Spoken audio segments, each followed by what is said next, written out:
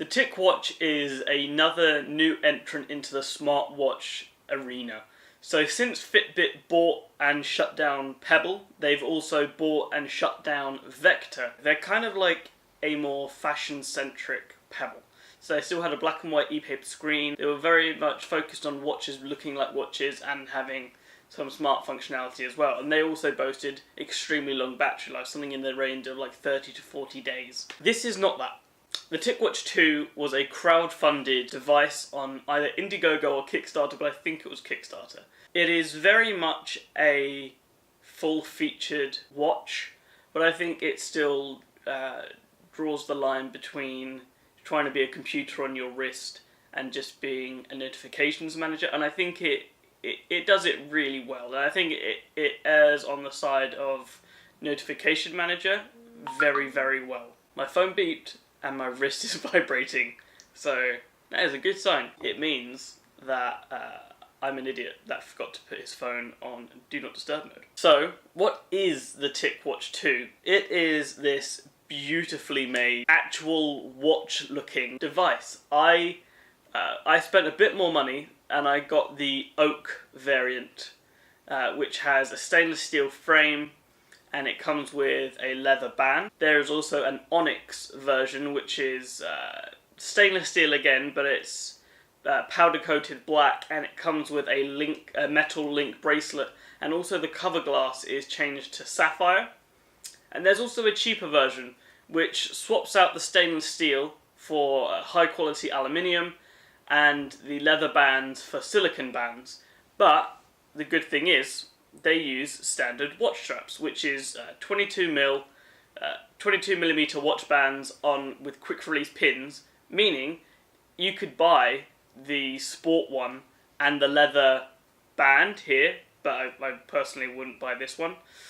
You could buy the cheapest TicWatch and put a really nice band on it and still have a pretty damn impressive experience. And I'm going to stop speaking so I can put this watch strap back on.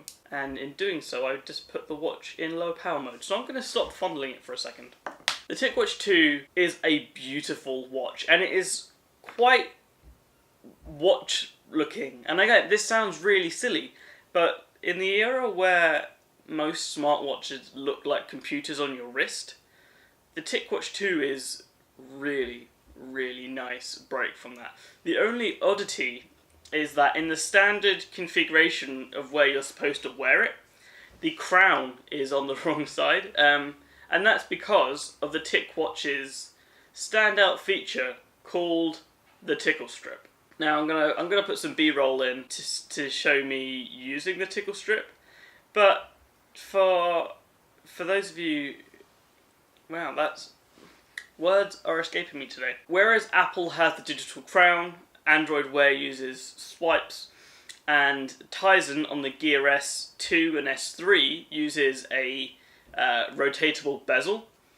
Mobvoi and the TicWatch people introduced a capacitive strip down the side of the watch, and you tickle it up and down to scroll through the things on the screen. So if you're in the music player, you can tickle it up and down to turn the volume up and down. If you've got an email, and you can you can tickle it to scroll through the email. It's a surprisingly intuitive and useful interface mechanism. I was expecting to love it for the first couple of days and then stop using it and go back to just using the touchscreen, because this does, as you can see, have a touchscreen. But using the tickle strip is such a good... It's so well implemented that I find myself using it more and more often in place of actually touching the screen. But if I had one issue with the tickle strip, I don't know if it's because I have hairy wrists and it gets caught, but it almost seems like it needs to be grounded. And by that I mean it almost feels like you have to put a finger on the other side to electrically ground the watch. So when you go to tickle it, it's got a reference. The metal piece is grounded. But other than that, like it doesn't always like that. It doesn't always seem like it needs to be grounded, which means I think it might be a me issue. I do know that Michael Fisher had a similar issue, but his was a lot less intermittent than mine is. So again, I might shave my wrist. That's a stupid idea. I might shave my wrist, try it, and see if the tickle strip becomes less of an issue. So let's go about the things I like on the TicWatch. Apart from its lovely design, it's got a gorgeous screen. It is a 400 by 400 completely circular OLED display. I have no idea who makes it. I'm assuming it's a Samsung panel. So yeah, the stainless steel frame is gorgeous. It looks like a watch. Silly thing, works really well. Standard 22mm watch band, which means that if you don't like the bands that come with it, which I'm not the biggest fan of this included leather strap, it feels kind of cheap. It's still real leather, but it feels like the cheapest leather band you can get on Amazon for like $5. So if you do already have a nice leather 22mm watch strap, it doesn't even have to be leather. If you like silicone watch straps, I don't. If you have metal link ones, if you have one of those like Milanese loop type ones, whatever, as long as it's 22mm, you can attach it to the TicWatch 2, which is awesome. It also has quick release pins, so it's even easier to take off this band and put a new one on. What else? The processor inside of the TicWatch 2 is a different one. So most Android Wear watches are powered by Snapdragon 400s, or the new ones Snapdragon Wear 2100s, I think they are. The Apple Watch is powered by a proprietary Apple SoC, and Tizen. The Gear S3s and S2s are run by Samsung processors. This one, the TicWatch 2, runs a MediaTek processor. It is the MT2601, which is a specific wearable made SoC, which means it's low power, it's got certain radios tuned for like intermittent use, which is like actually quite useful. So it has like the Bluetooth tuned for constant use, but things like the Wi-Fi are used for intermittent use. So this watch does have Wi-Fi, which means if I'm around the house, I can leave my phone out of my pocket, I can leave it on my desk, and I can walk around the house connected to the Wi-Fi network and still get all the notifications because they're both on the same Wi-Fi network. And lastly, hardware-wise, shut up Yoga Book, I know you're low on battery. Lastly, hardware-wise, I really like the placement of the crown. So again, it is technically on the wrong side. You usually have the crown on the outside, so where it meets your wrist. But me personally, when I like flex my wrist like this, I'd always like either press those buttons on this side, or it just hurts. So having it on this side is really good for my thumb. It's an easy button to depress. Every now and then, I think I haven't pressed it, but I think that's because I got some dirt or lint or something in there.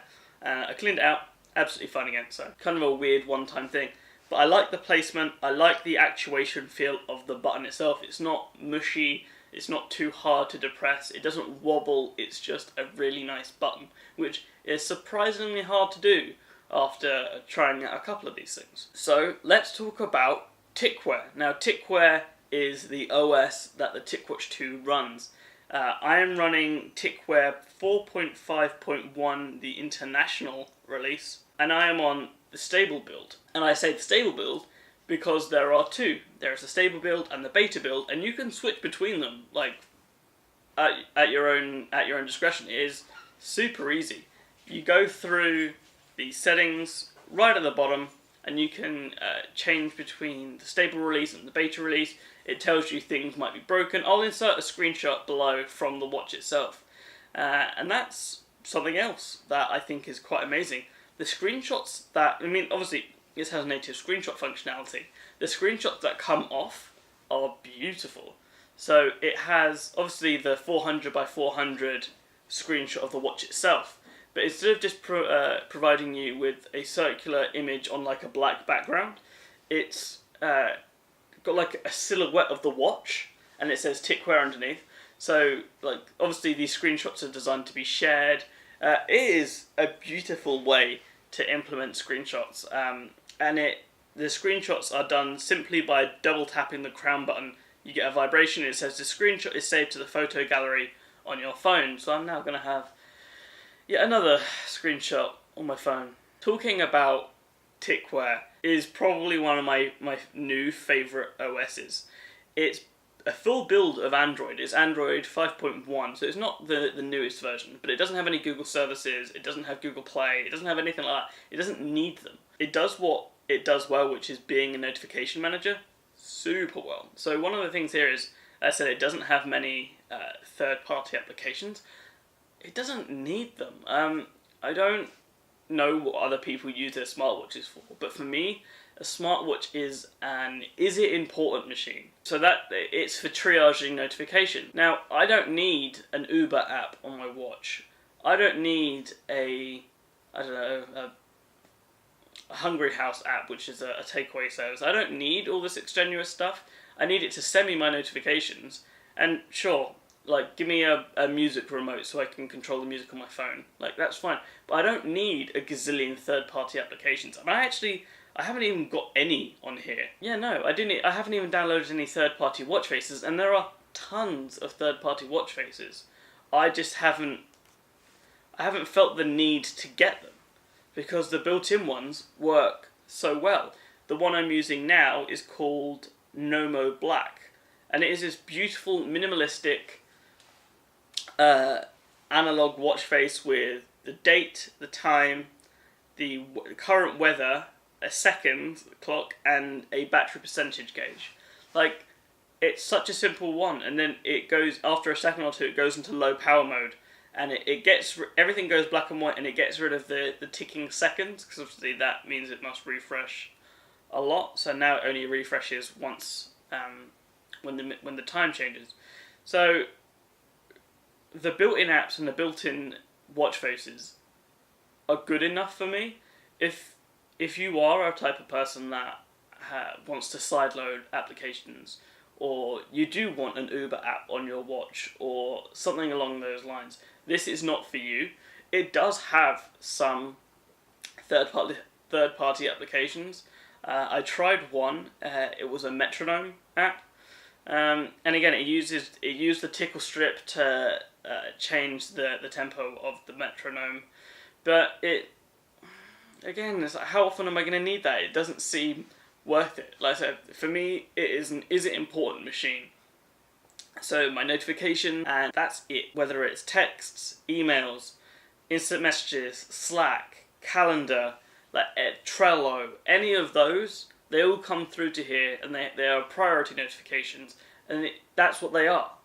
They are important notifications, and then ones that aren't important, I can look at it, I can clear it, and I can get on with my day. I didn't have to get my phone out and say, like, is that it? Like, I get unreasonably angry when I get a notification that is, how do I put this, not important. Especially when I've just changed phones and I haven't blocked certain applications from sending me notifications. So, for example, the Wish app, every now and then will just send you a notification. If I'm in the zone, like I'm writing a script, or I'm writing an essay, or I'm writing a paper, and then my wrist buzzes and I look and it's like, oh, there's an item on Wish for X amount of pounds. That really pissed me off, and I know that it's so petty and there really isn't a reason why it should, but it does. Do I like the TicWatch 2? Yes. I love it. It's probably the best smartwatch for me. It may not be the best one for you, especially for the price. For me, the TicWatch 2 is probably the best smartwatch there is out there.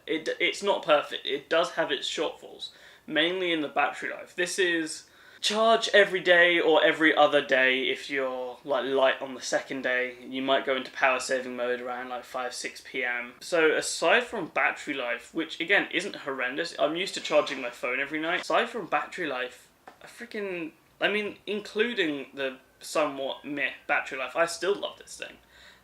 So I paid £255 for this watch, including import and VAT. And again, this is the oak variant. So this is the second most expensive one they make. It's the middle child.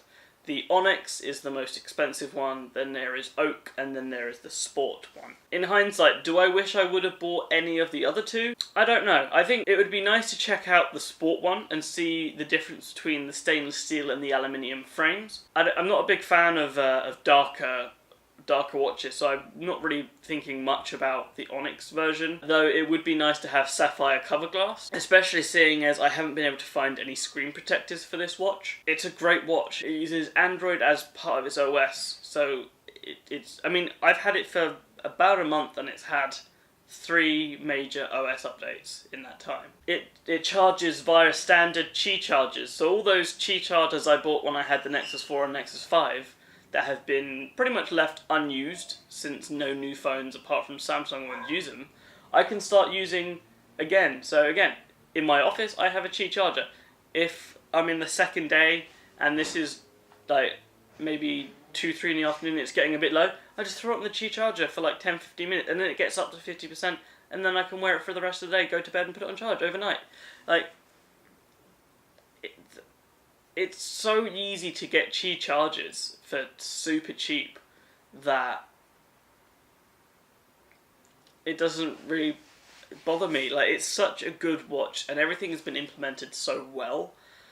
I'm really happy with what the guys at Mobvoi have done here. Would I have preferred it not been a Kickstarter? Of course. I'm really not a fan of crowdfunding campaigns, but it is a really good way to get out there. It is a really good way to grab people up. And at least these guys actually delivered. So I'll put purchasing links in the description below. They really do help me out. But thank you for watching. I've been Dom at Mobile Tech Talk. You can find me at mobile_Dom everywhere important. So Snapchat, Instagram, Twitter. Until then, see ya.